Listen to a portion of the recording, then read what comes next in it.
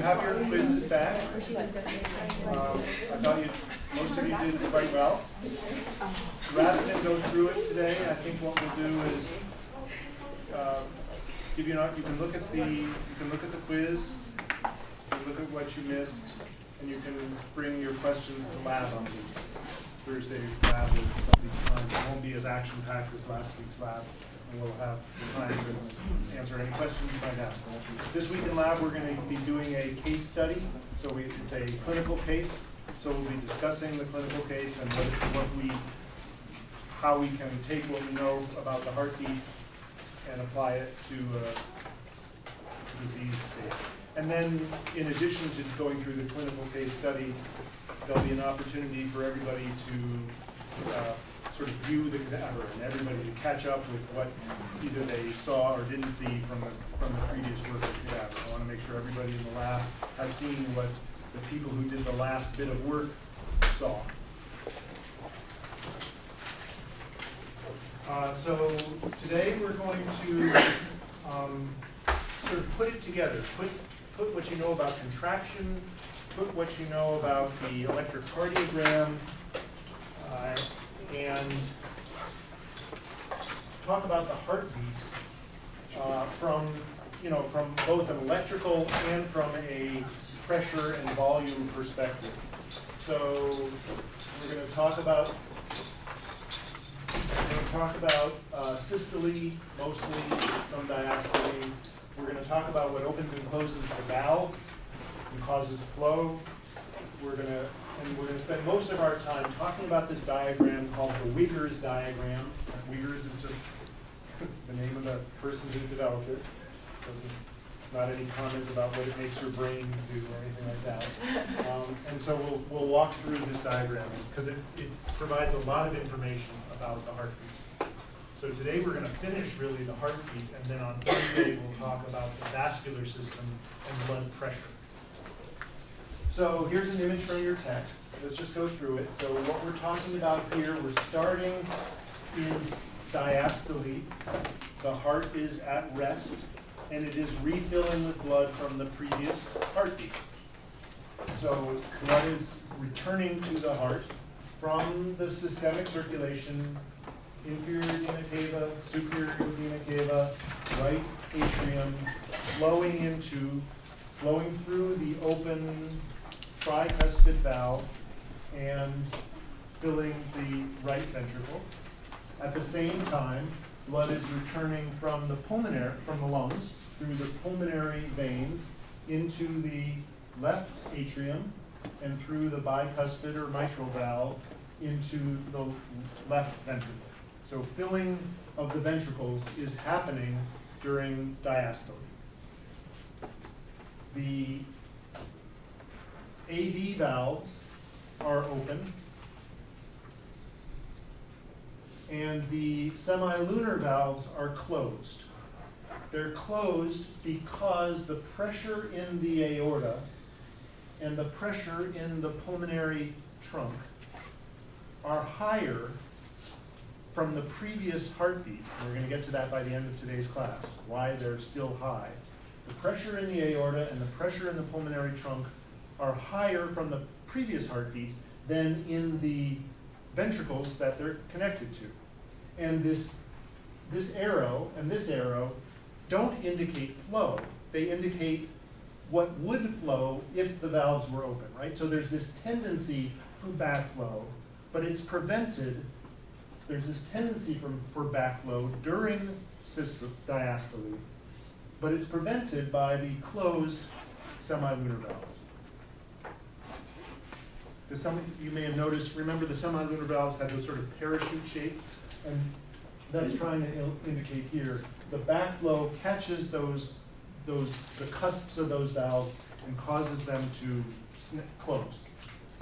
And so this backflow, this arrow would indicate that there's flow, but there isn't. It's just a tendency for flow. Okay, that's happening during diastole. Now, let's think about the heartbeat. You've thought about it electrically, you've thought about how the sinoatrial node fires, and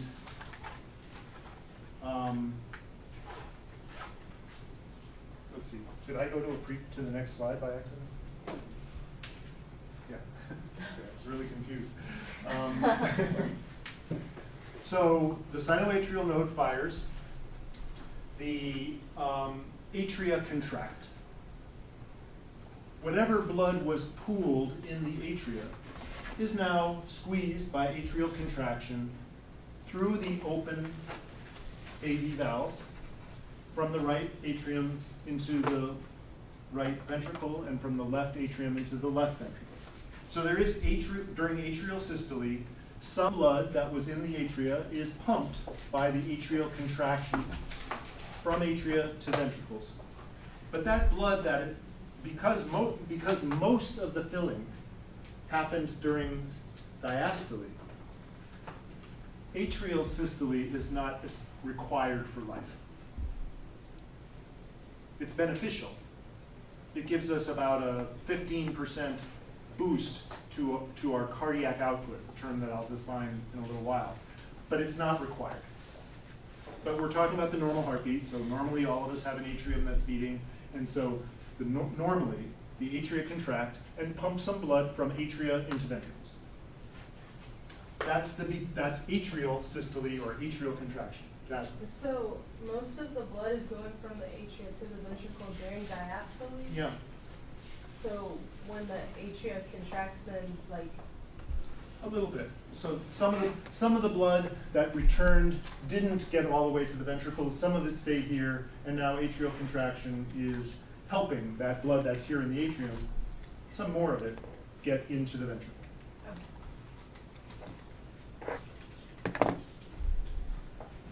Okay, atrial systole. So then the action potentials propagate through the AV node and through the Purkinje fibers and then into the ventricular muscle, septum, then apex, then free wall. So now we're talking about ventricular systole, ventricular contraction, because that action potential is triggering the contraction of ventricular muscle. The atria might already have relaxed, but that's irrelevant. The main point is that the ventricular muscle is contracting. If the AV valves stayed open, this contraction of the ventricles would regurgitate blood into the atria, which would be bad.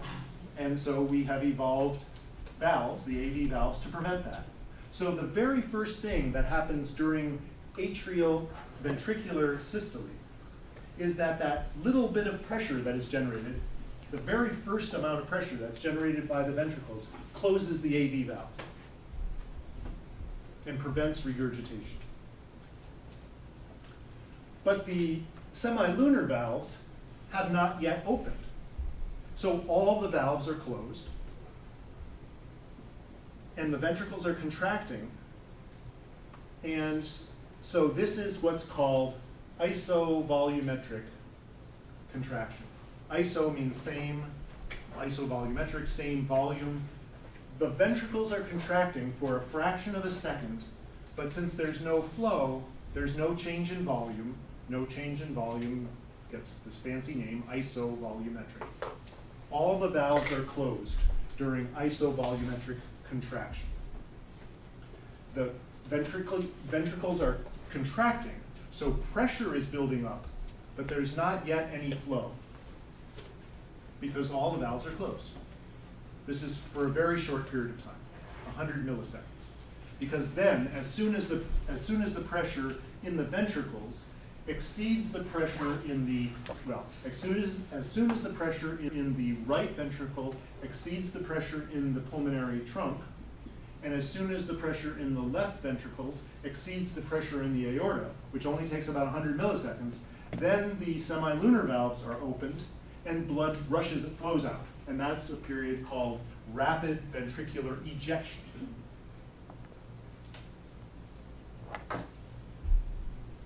You should know the difference between, this is all ventricular systole because the ventricles are contracting.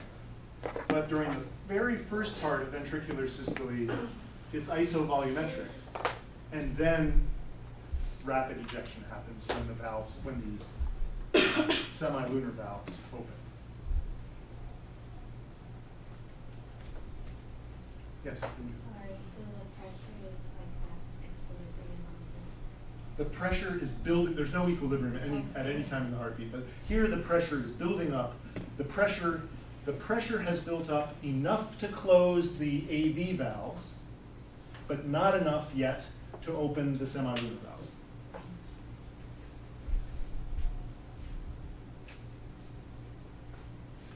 And so that contraction is isovolumetric, no volume changing. But very soon, 100 milliseconds later, the semilunar valves open, and now we have ventricular contraction with rapid ejection. And then, at the end of ventricular systole, so I'm jumping forward, so now we've pumped a bunch of blood from the right ventricle into the pulmonary trunk and from the left ventricle into the aorta. The action potential terminates.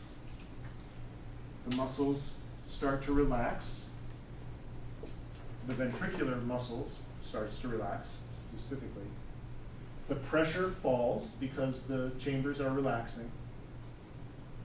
When the pressure in the ventricle falls below the pressure in the aorta and the pulmonary trunk, the semilunar valves close.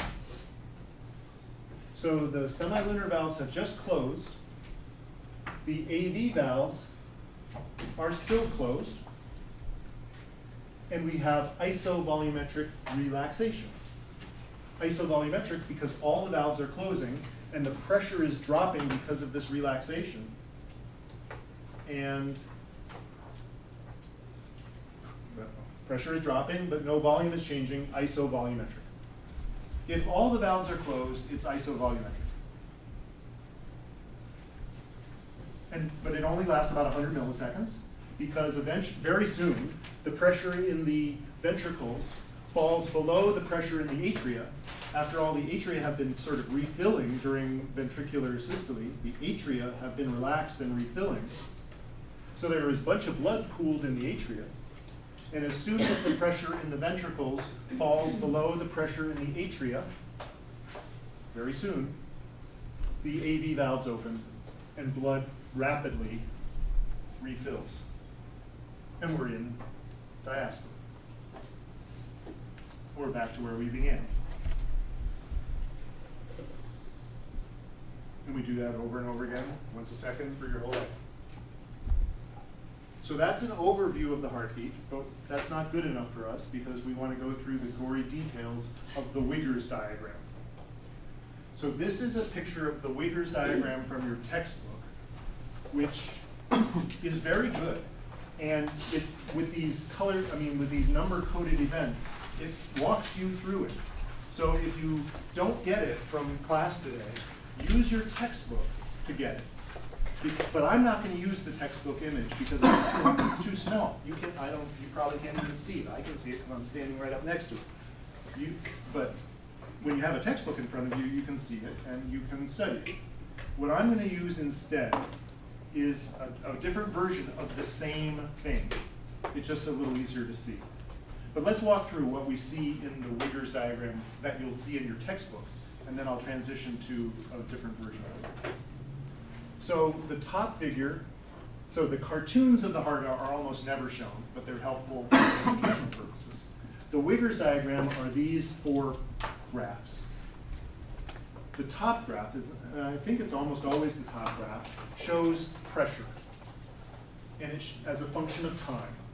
So this is, and the red graph, the red line in your book, shows ventricular pressure, in specifically left ventricular pressure, because the left ventricle is the most important part for pumping blood into the body.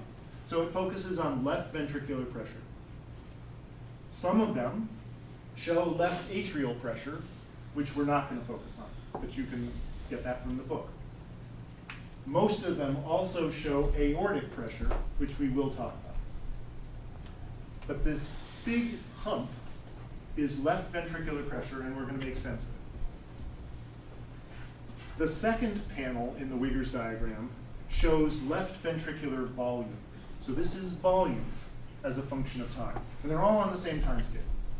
So it shows the left ventricular volume, which is high at the end of diastole, and then falls as blood is pumped out. And then it rises again as blood refills it.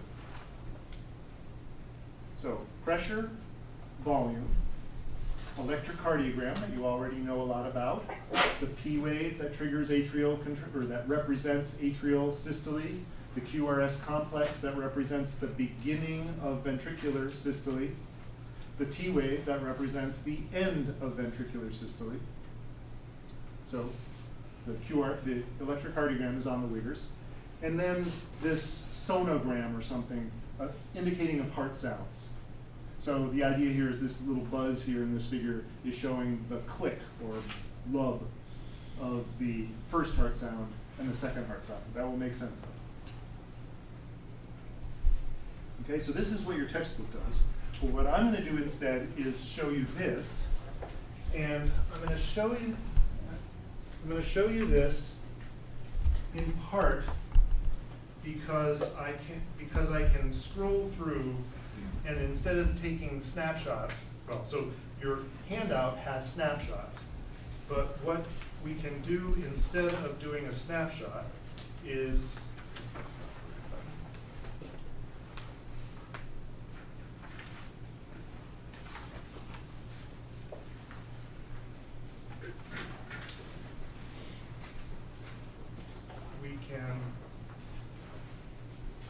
use the website, and the URL is in the lower left-hand corner of all the figures that are in your PowerPoint, which will be soon up on Moodle. And we can play this as a movie. Walking through what's happening in the heart, cartoonized, cartoon version of what's happening in the heart, and walking through what's happening in the Wiggers diagram. Okay? So it moves too fast. So luckily, this program allows you to just walk through it step by step. So let's start here, which is the first image that is in your handout.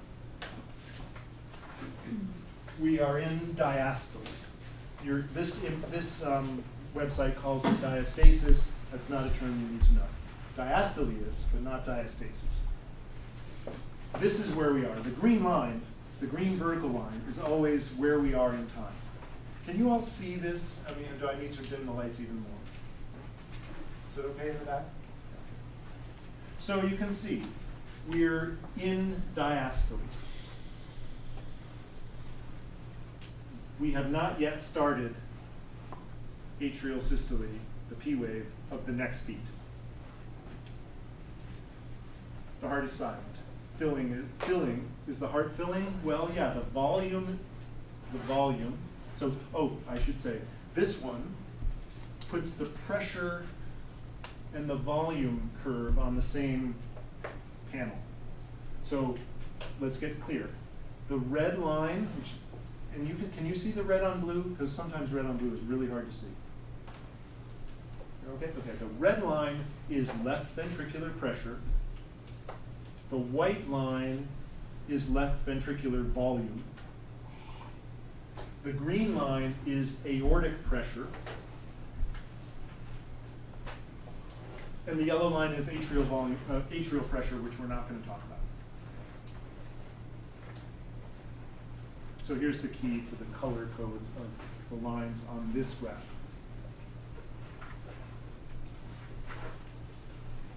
Okay, so left ventricular pressure is very low because the heart is still relaxed.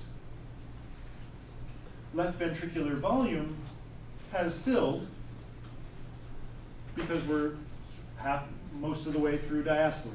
It's still refilling. You can see the fact that it's increasing in time means that it's still refilling.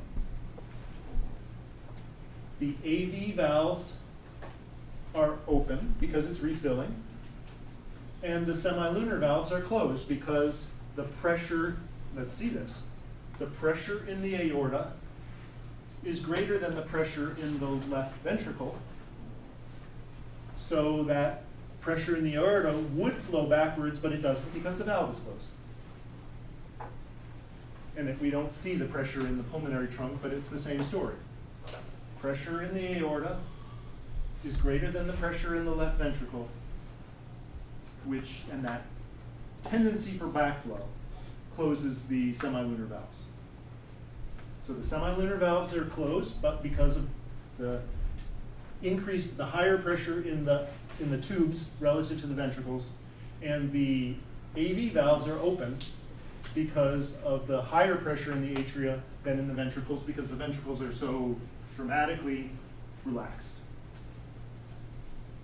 Atrial pressure is slightly higher than ventricular pressure, which is why we get flow from atria to ventricles.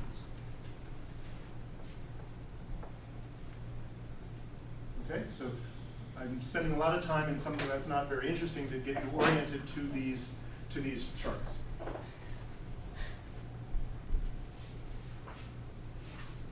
Okay, so let's click forward by, what's the time scale here? Let's just get a sense of the time scale. So this doesn't show you the time scale, but you know that from one heartbeat to the other is about a second. 60 beats per minute, 1 second. So this is about 1 second total duration in time. And so this is about 100 milliseconds, and you'll see why I'm focusing on that one in a minute. Okay, so I'm just gonna go back to where we started. So I'm just gonna step forward. You can see that blood is flowing, right? See, blood is flowing. That's good. Blood is flowing from atria to ventricles. Blood is not flowing backwards from aorta into the left ventricle or from the pulmonary trunk into the right ventricle because of the closed semilunar valves. We're still in diastole. Okay, let's get out of diastole. Let's go to atrial systole. Okay, we're in atrial systole. The SA node has fired an action potential, and that action potential, because of the slow depolarization mechanisms that you know about, that action potential is now propagating throughout atrial muscle, and the atria are contracting. That's what these arrows are supposed to indicate. Atrial contraction. So what happened? Well, the P wave happened.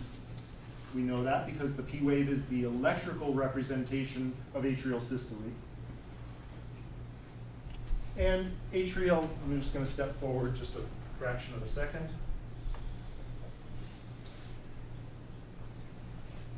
Atrial contraction, blood flow. Atrial pressure is building up. I said I wouldn't talk about it, but I guess I lied because atrial pressure is now a little high.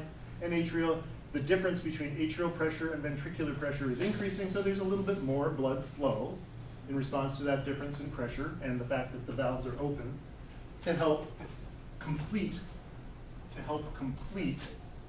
the refilling of the ventricles. The white line is now near maximum. We have maximally filled, very close to maximally refilled the left and right ventricle.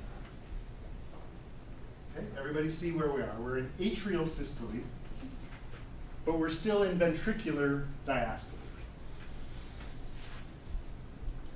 If in any conversation or on any quiz or exam, I just use the word diastole, and I don't tell you whether I'm talking about atrial or ventricular, I'm always talking about ventricular.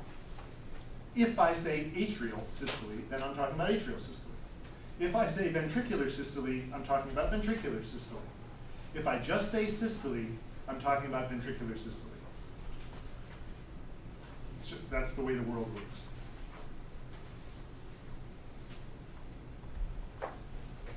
I will try to not, burden you with figuring that out. I will try to be very clear about atrial systole or ventricular systole, but because of the world and the way I learned it, if I just say systole, I'm talking about ventricular systole. Just trying to make sure that we can always speak the same language. It's sort of a shorthand. I don't see a difference in the graph, the pressure graph from systole or from diastole to systole. We're not in so atrial systole has happened, so the atrial pressure has built up, but the ventricular pressure has not yet built up because we're not yet in ventricular systole. We are still in, we are in atrial systole, but not yet in, so this suggests we're in systole, but we're in atrial systole, we're not yet in ventricular systole. Okay? Okay, so let's step forward for another few milliseconds. See the atria contracting? Atria are contracting, ventricles are still refilling. We have just so electrically, action potentials have propagated throughout the atria, into the AV node, into the bundle of His, into the bundle branches, into the Purkinje fibers, and now, because we are at the beginning of the QRS complex, electrical activity is spreading throughout the ventricles. Right? That's what the QRS complex represents. Septum, then apex, then free wall. QRS complex represents the onset of ventricular systole. So we haven't started contracting anything yet because electrical events happen before contractile events. But you can see what I'm focusing on here. The QRS complex is starting, and so contraction of the heart is going to happen in a few milliseconds. So let's walk through a millisecond or two, see what happens. Okay, so now the ventricles are starting to contract. Let me go to the next button. We are now in isovolumetric contraction because the pressure in the ventricle has increased above the pressure in the atria. Pressure in the ventricle has increased above the pressure in the atria, which close the AV valves, but has not yet built up enough to open the semilunar valves. This is isovolumetric contraction. The QRS complex has happened. The pressure is rapidly increasing. The volume is not yet changing, isovolumetric. And the first heart sound happened when the AV valves closed. There's the first heart sound. The click of the closing of the semilunar, of the AV valves. That click inside the heart gets muffled by the body and becomes a lobe on a stethoscope. First heart sound. So the first heart sound represents the closure of the AV valves, and it represents the onset of isovolumetric contraction. The valves have to be closed for it to be really isovolumetric. So valve closure always precedes the definition of isovolumetric contraction. So action potentials happened, contraction started, that contraction raised a little bit of pressure, which closed the valves, and now we have obvious isovolumetric contraction because all the valves are closed. There's always a trick. Students always get tripped up. So does isovolumetric contraction come before or after valve closure? What I'm trying to stress is that, strictly speaking, isovolumetric contraction happens after the AV valves close. Because only when all valves are closed and you get contraction can it be truly isovolumetric.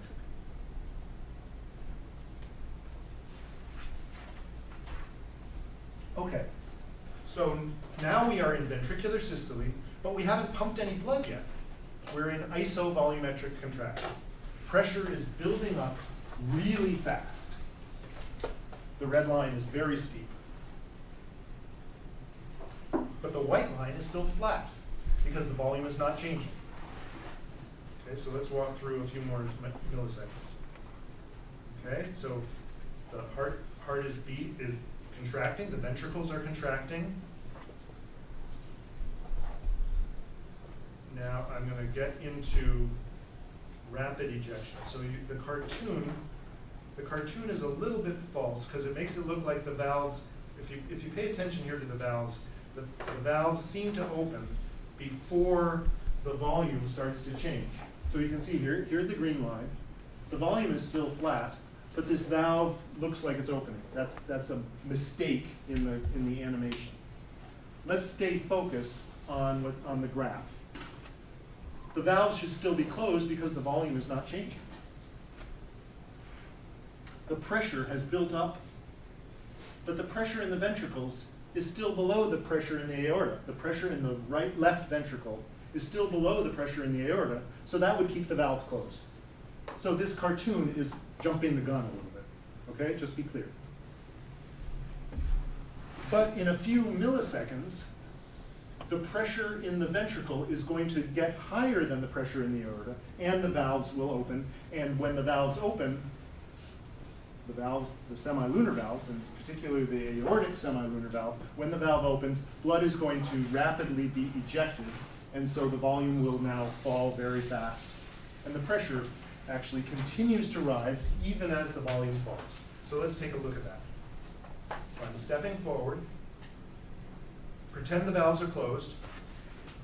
Pretend the valves are still closed. But now the valves are wide open. The valves. What I'm talking about is the pulmonary and the aortic semilunar valves. The valves are open, have opened, because the pressure in the ventricles has exceeded the pressure in the pulmonary trunk and the aorta. That difference in pressure opens the valves. Now there's a key concept. The thing that opens and closes valves is pressure differential. It's not electricity, it's not muscle contraction. Well, it's indirect from muscle contraction, because muscle contraction is what generates pressure. But the thing that opens and closes valves is pressures.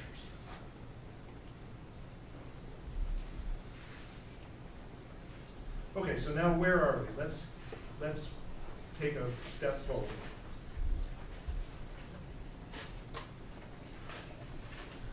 The pressure in the ventricles is continuing to increase because the contraction is continuing. The volume in the ventricles is falling because we're ejecting blood from the ventricles into the pulmonary trunk on the right side and the aorta on the left side. We are between the QRS and the T wave, which means that the heart is contracted. All the cells in the ventricles are, in the depolarized and contracted state.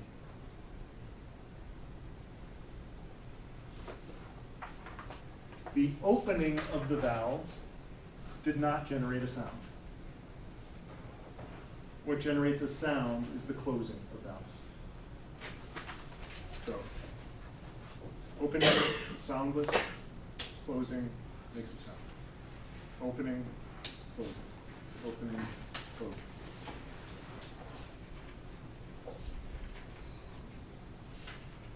The pressure in the left ventricle is almost exactly equal to the pressure in the aorta because there's this big valve open between them. There's no resistance but strictly speaking, the pressure in the left ventricle is greater, just slightly greater than the pressure in the aorta because blood is flowing from the left ventricle into the aorta. But it's only slightly higher. So it's flowing. So this cartoon makes it look like it's equal. If it were equal, there'd be no flow. But we know we're in rapid ejection, so there has to be a difference in pressure in order to get a rapid ejection flow. Okay? So let's walk through. So what's going to happen now? Blood flows. Blood is pumped. You can watch the cartoon. You can watch the line. This This version of the Wiggers diagram goes from rapid ejection into reduced ejection. That's not a key thing to be aware of, so we're still in ejection, right? Ejected. Let's not worry about fast and slow. We're in ejection because the heart is contracted, the ventricles are contracting, and the semilunar valves are open. Okay, so pumping, pumping, pumping, pumping, pumping, pumping, but now what happened? Let's go back a few milliseconds. Going backwards a few milliseconds.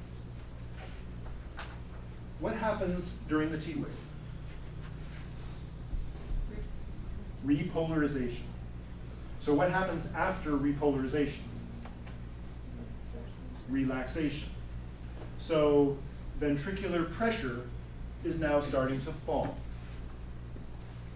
We're finishing, the pressure, which depended on the contraction, is now being relieved, because the muscles are starting to relax. Go forward. More relaxation. Volume is still flowing out because we're still pumping, but it's reduced. Reduced ejection. Okay, so now the T wave, complete repolarization. Muscles in the ventricle, muscle cells in the ventricle are really starting to relax. And now, okay, what happened just here?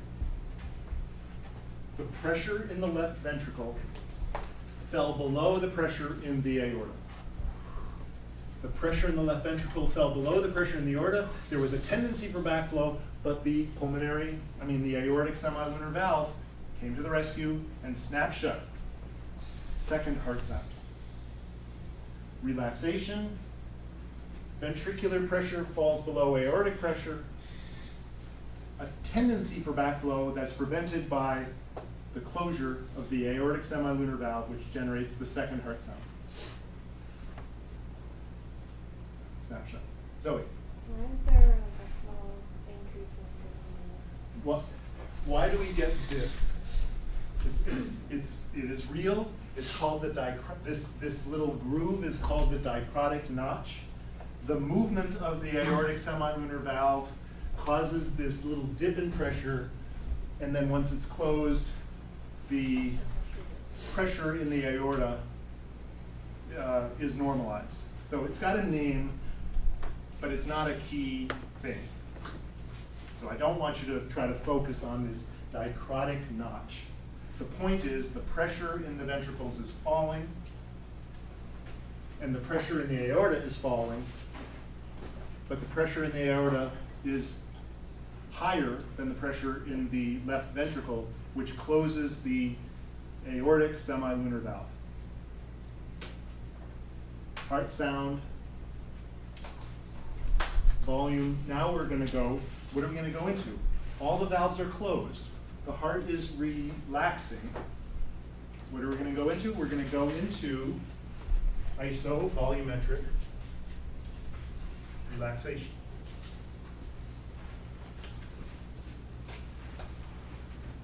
Ventricular pressure is falling rapidly, but it is still higher than atrial pressure. Ventricular pressure is falling rapidly, but is still higher than atrial pressure, so the AV valves stay closed. All the valves are closed. It's isovolumetric relaxation. So, isovolumetric relaxation. What's happening? The pressure, the volume is staying the same because there's no change in volume, isovolumetric. The pressure is falling rapidly because the heart ventricular muscle is relaxing, but the valves are closed, so it's still isovolumetric. The T wave and the second heart sound have happened. What's going to happen next? The pressure in the left ventricle is going to fall below the pressure in the atrium, left atrium, and the AV valves will open. And now we're going to have rapid refilling.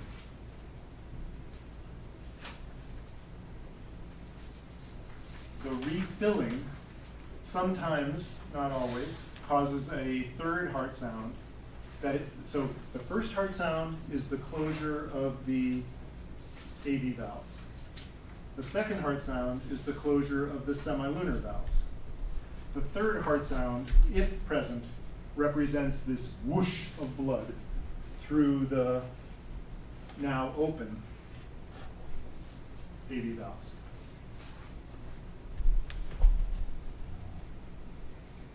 It's hard to hear.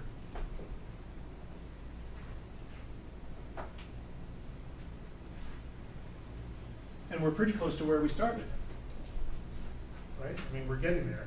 We've got rapid refilling. So the volume is increasing. The white line is increasing. Aortic pressure, ventricular pressure has fallen way down because of relaxation. Aortic pressure has fallen, but not so much. And by the end of class today, we'll see why the aortic pressure did not fall when ventricular pressure fell. Okay? So what's my recommendation for this? My recommendation is do what I'm doing now with the website or with the PowerPoint. The PowerPoint has some key snapshots, so if you don't want to go onto the web, you're afraid of this website for some reason, just walk through the snapshots that I've provided you. So here's diastole, then the next one is, well, it's still diastole. Well, now we're atrial systole, more atrial systole, but the very beginning of isovolumetric contraction. So the PowerPoint steps through some key steps. But you can also use your textbook.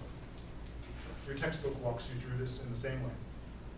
And it says, okay, let's look, number one, I haven't memorized the textbook, but number one, okay, it's showing that ventricular pressure is low. Number two is cartooning the refilling during low ventricular pressure during diastole.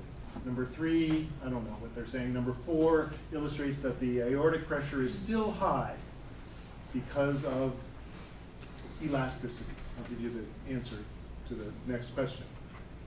But we'll talk more about that before the end of class.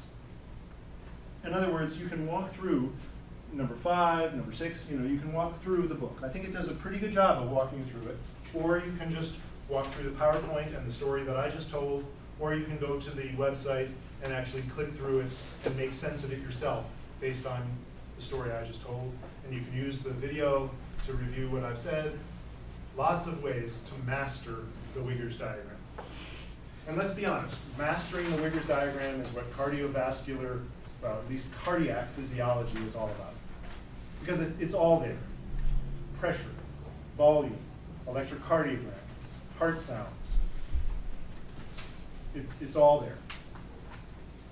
Well, not all. It doesn't show you the SA node slow depolarization. It doesn't show you the plateau phase during the QT interval. So you have to put in a few bits of knowledge from your background information, but a lot of it is there. Any questions? I've walked through it about as slowly and methodically as I can. So we only care about S1 and S2 as the We- closing sound. We need to know about S1 and S2. You don't really need to know about S3 and S4. They are but you need to know that S1 is the closure of the AV valves, and S2 is the closure of the semilunar valves.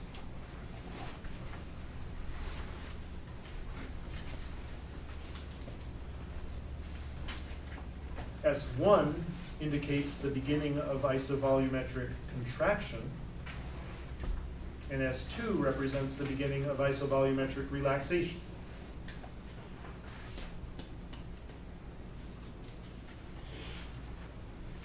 I got a bunch of clickers.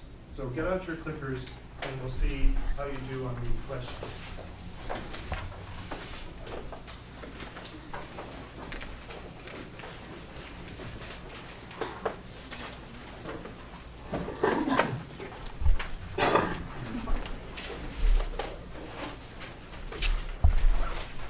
And the goal of the clickers is not for me to test you. I'm going to test you on this in a test. The goal of the clickers is to initiate a conversation. Understand. The goal is for you to understand, it's not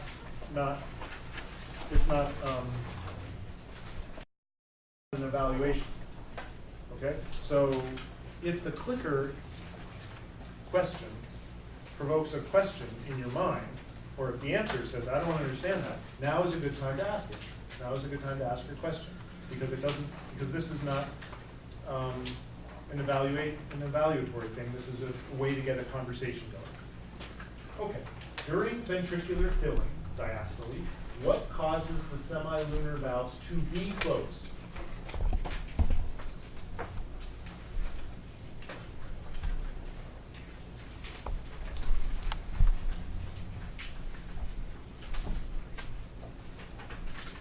And if you don't have your clicker, you can use fingers, A, B, C, D. D and B. D and C. All of the above.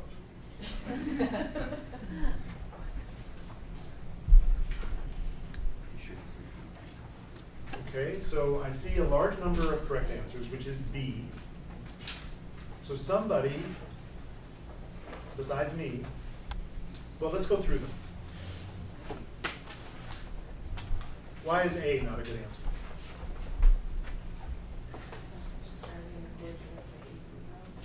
Right. Well, isn't it also the semilunar valve closes when it's relaxing?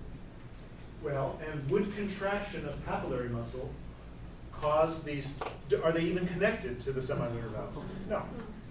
The papillary muscle is connected to the AV valves.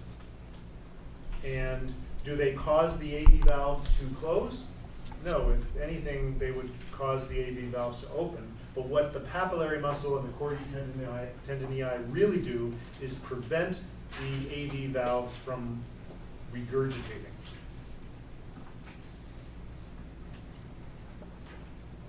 Okay, B is the correct answer.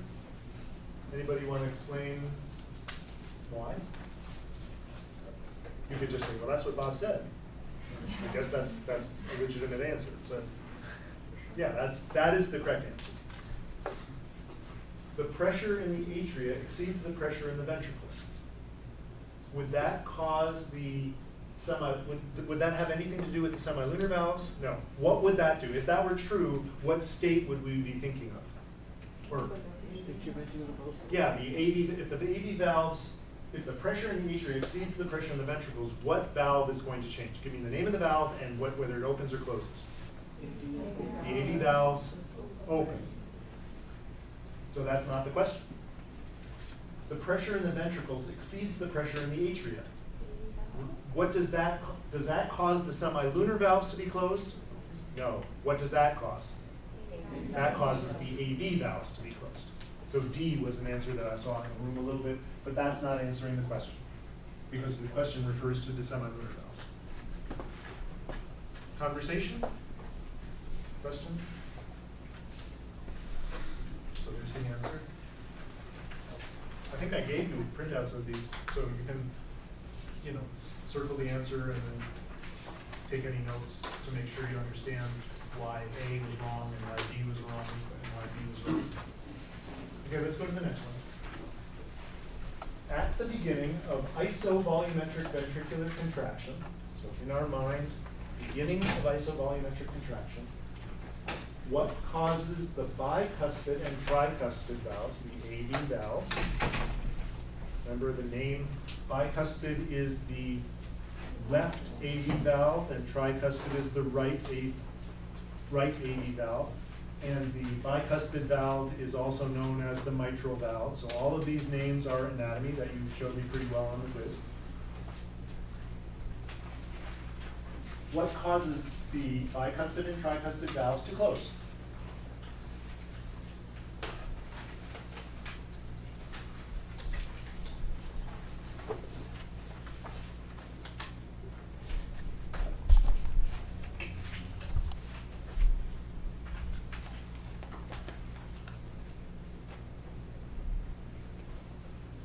Good. I'm seeing a lot of correct answers. D is the one.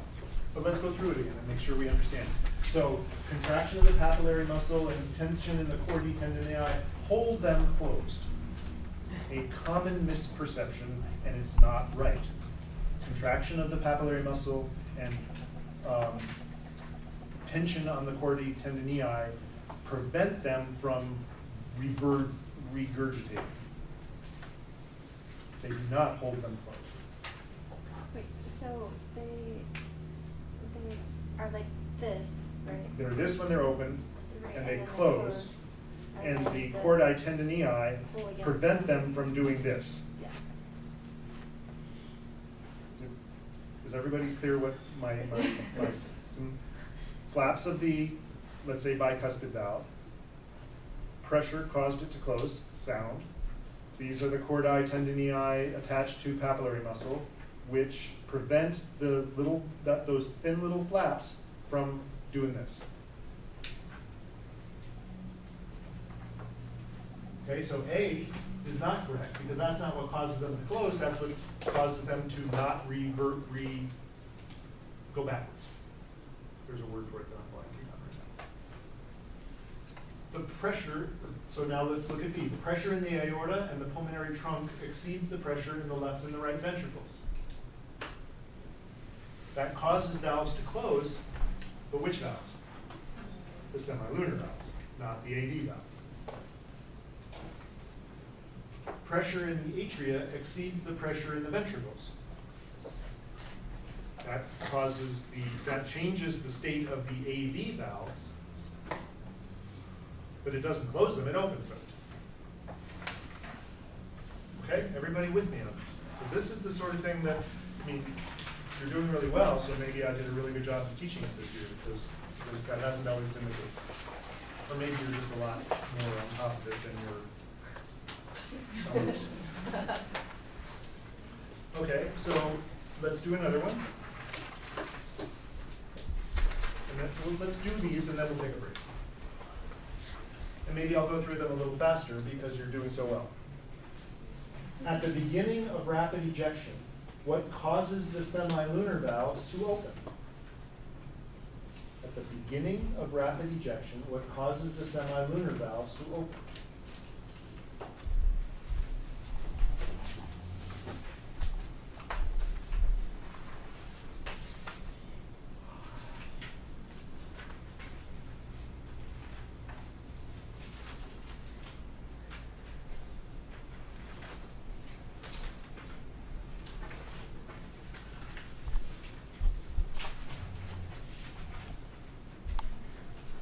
Almost everybody's getting this right. I'm seeing people who are still undecided, but everybody who's showing me an answer is showing me the right answer.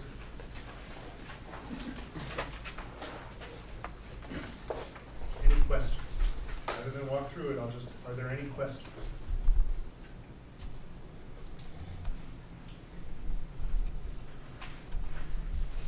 Okay, we can come back to it later if something triggers over the break. Okay, at the beginning of ventricular isovolumetric relaxation, what causes the semilunar valves to close?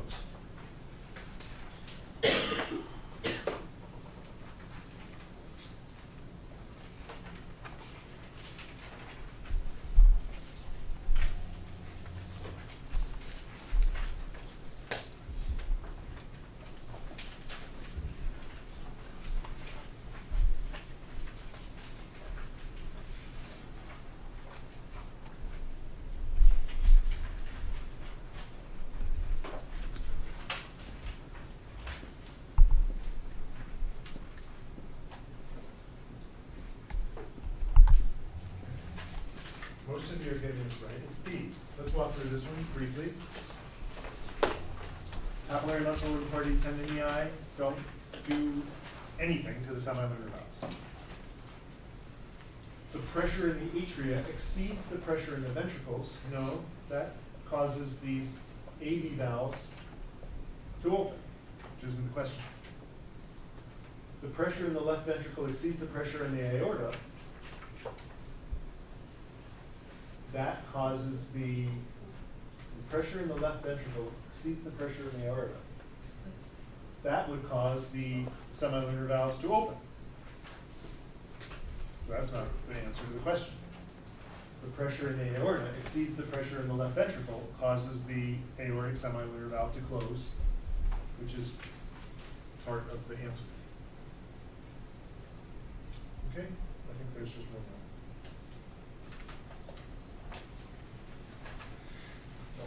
Yeah. At the end of ventricular isovolumetric relaxation, at the end of isovolumetric relaxation, what causes the tricuspid and bicuspid, the AV valves, to open?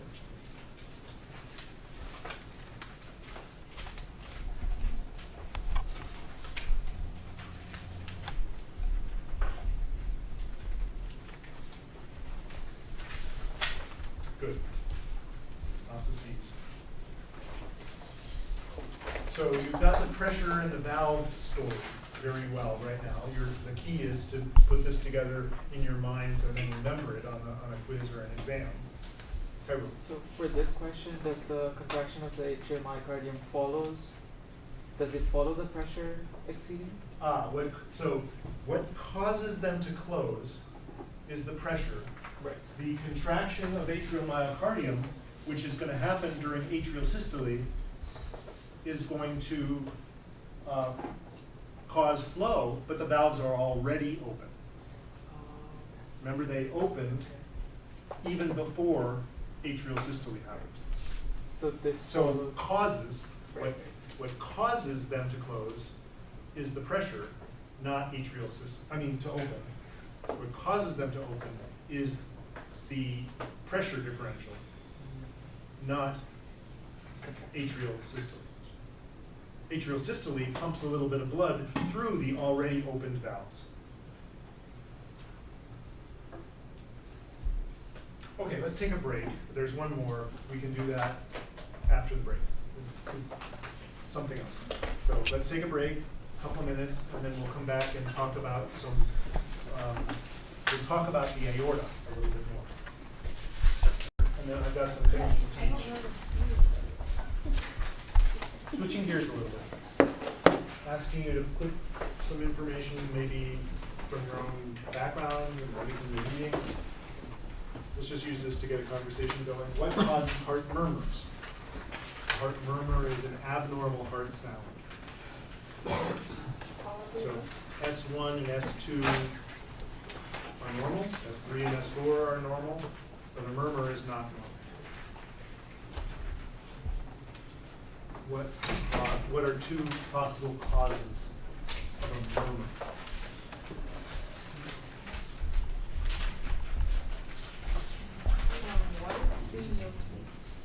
Stenosis, good question. Stenosis is when a opening is constricted. So for example, stenosis of the aorta is a narrowing of the aorta. Stenosis of the valves means the valves are not nicely open, but are maybe have some partial opening. That would be stenosis. And it's not just for, so for example, stenosis of the bones in the wrist can cause carpal tunnel syndrome. Stenosis of the spaces in the spine can cause severe musculoskeletal problems in the upper body because the nerves get pinched by the stenosis when they go through holes in the bone. Okay, so anything that stenosis causes a pinch of something, whether it's a nerve or in this case a blood vessel. Turbulence. What is turbulence? So for example, in a riverbed, if the riverbed is nice and smooth, the flow of water is laminar. It's smooth.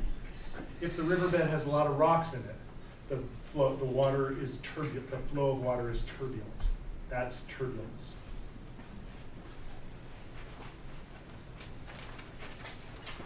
So what causes a murmur?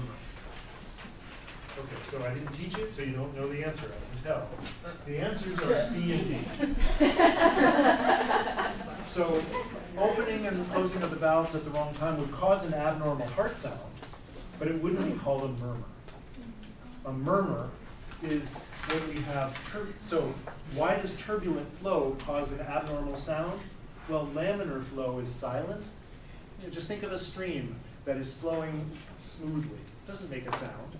But if you think of a stream that's all turbulent, it's making all kinds of whooshing sounds, and that whooshing sound is a murmur, not of a stream, of blood. So turbulent flow causes a whooshing sound in blood, which we pick up as a murmur. And stenosis, if the hole through which that blood is supposed to flow is pinched, it causes turbulence, which causes a sound, which causes the murmur. So, yes? So what's the difference between like a heart murmur and an abnormal heart sound then? Because he said like the Yeah. opening and closing. of So a the heart valves. murmur is sort of a soft, well, here, a heart murmur.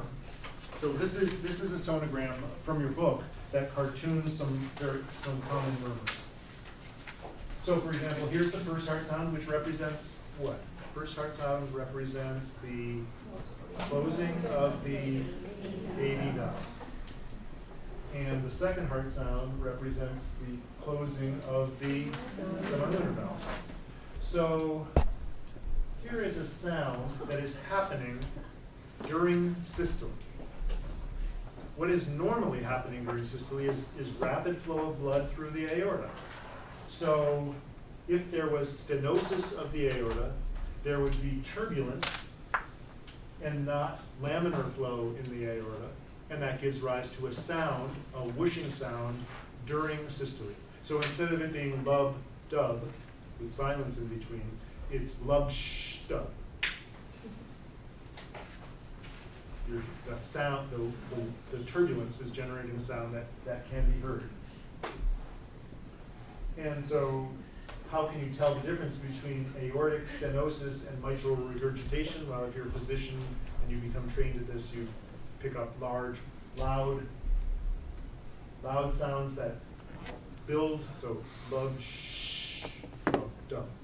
Lub, sh, dub would be a aortic stenosis, whereas lub, dub would be mitral regurgitation.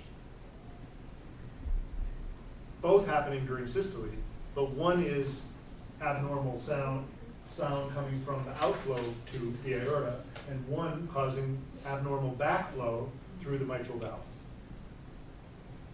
So the like large increased point of the aortic stenosis is like when the semilunar valve is open and it's like rushing out. That's like right. when it This should is be. so this waveform, the getting louder and softer, represents rapid ejection and then slower ejection. And then the other one is just where the The valve. other one is just opens constant up and- due to pressure. I am not going to ask you to diagnose murmurs on the basis of sonograms. That's not what I want to do. I just wanted to illustrate that sonograms, the stethoscope, gives you some information about the sound. Some of you may, a doctor may have said, oh, you have a little bit of a mitral murmur. My wife has a mitral murmur. It's not a big deal.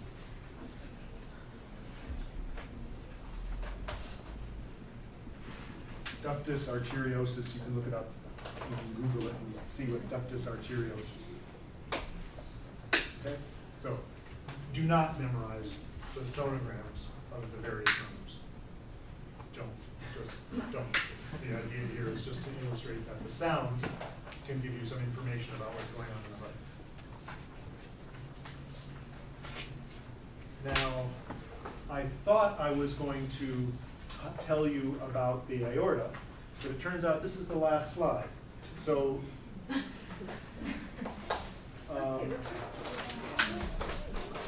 let me just tell you. So let me not pull up the next PowerPoint, because I'll do that on Thursday. what I want to do is go back and just talk for a moment about why the aortic pressure does not fall so low during diastole. And the answer is that the aorta is stretchy. It's got elasticity. So when the aorta is stretched during ventricular systole, that pressure is stretching out the aorta, and then when that pressure is relieved, it's rebounding because of its elasticity. So think of a balloon. If I blow up a balloon with pressure, and then I let go of the pressure, the elasticity of the balloon, rapidly or slowly, depending on the balloon, but the elasticity then squeezes the air out of the balloon. The pressure doesn't drop immediately when I release the pressure, especially if the hole that I used to fill the balloon has some resistance to it. So the short answer to why the aorta pressure stays high, even though the ventricular pressure is low, the aorta pressure is high, even though ventricular pressure is low, is the elasticity of the aortic tube. The vasculature has stretchiness, elasticity, and we're going to talk more about that on Thursday. So there's a preview for Thursday. I gave you the problem set that's due on Sunday, so you can start to work on the problem set, but it's not due until Sunday night. We'll talk about some of the things you can do now and some of the things you need Thursday for. It asks you to do some problems, some work with the electrocardiogram, which you already can do. Feel free to ask me questions about it in class or in lab on Thursday. So problem set 2 is due on Sunday, and then the first exam is a week from Thursday. Not this Thursday, a week from Thursday.